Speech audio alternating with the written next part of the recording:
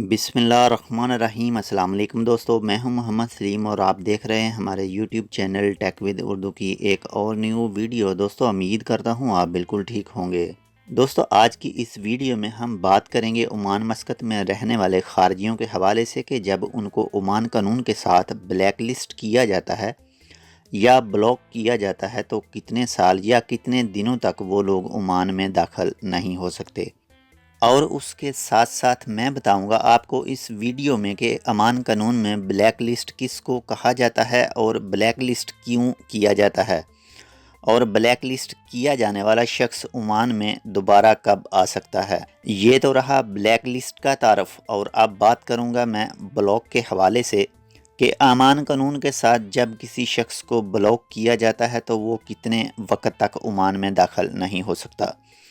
अगर आप भी जानना चाहते हैं ब्लैक लिस्ट और ब्लॉक के हवाले से तफसील तो आप इस वीडियो को आखिर तक देखना ताकि आप भी जान पाएँ ब्लैक लिस्ट और ब्लॉक के बारे में। वीडियो की मज़ीद तफसील तक जाने से पहले मैं आपसे एक छोटी सी अर्ज़ करता हूं कि अगर आपने अभी तक हमारा channel tech with Urdu subscribe नहीं किया तो प्लीज़ इसको सब्सक्राइब ज़रूर कर लें ताकि आप ओमान मस्कत कानून के हवाले से कोई भी मालूमात मिस ना कर सकें।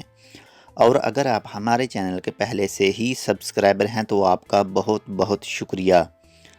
तो चलें दोस्तों, बढ़ते हैं वीडियो की मज़ीद तफसील की तरफ।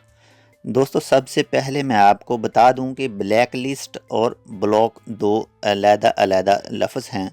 सबसे पहले हम बात कर लेते हैं कि ब्लैक लिस्ट क्या है और ये किन हालात में ओमान का कानून दूसरों पर लागू करता है। दोस्तों अक्सर मुझसे मेरे बहुत से दोस्त हमारे YouTube channel tech with Urdu की वीडियो में सवाल करते हैं कि भाई हम साल ओमान में रहे हैं, रॉयल ओमान पुलिस वालों ने हमको पकड़कर कैंसिल किया है, हमको इतने साल हो गए हैं अब अपने मुल्क में, और आप ये बताएं कि हम कितनी देर के लिए ब्लैक लिस्ट हुए हैं।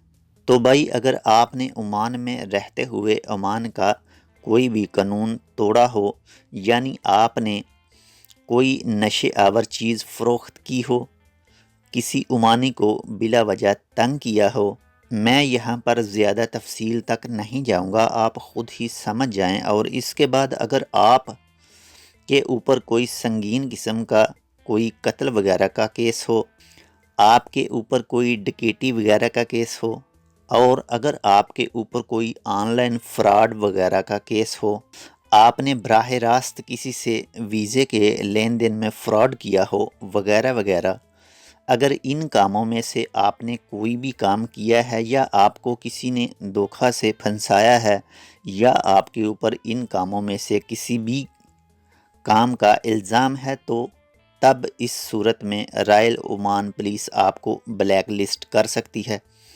और जब ROP वाले किसी को ब्लैक लिस्ट डिक्लेयर कर दें तो तब वो शख्स कानूनी तौर पर ओमान में दोबारा दाखिल नहीं हो सकता। ताहयात उस पर पाबंदी आयद कर दी जाती है। वो पाबंदी तब ही ख़त्म होगी जब रॉयल ओमान पुलिस वाले चाहें। ये तो था हाल दोस्तों ब्लैक लिस्ट वालों का। अब बात करते हैं ब्लॉक की कि ब्लॉक क्या है और ये ब्लॉक का सिस्टम किन सूरतों में लागू किया जाता है। जैसे कि आप जानते हैं ओमान में अब से कुछ साल पहले से NOC वाला चक्कर चला रखा है। आपको पता ही होगा कि जब भी कोई शख्स ओमान से कैंसिल जाता है या उसे कैंसिल किया जाता है या वो किसी दूसरी वजह से ओमान से आउट होता है तो उस शख्स को अपने स्पॉन्सर से एक लेटर लेना पड़ता है जिसको NOC कहते हैं, यानी नो ऑब्जेक्शन लेटर कहते हैं। अगर वो शख्स को उसका स्पॉन्सर लेटर नहीं देता तो तब उस शख्स पर 2 साल के लिए ब्लॉक लग जाता है। और अगर आप कैंसिल नहीं गए पर आप ओमान से आउट पास के ज़रिए से अपने आबाई मुल्क गए हैं तो तब भी आपको 2 साल के लिए ब्लॉक किया जा सकता है।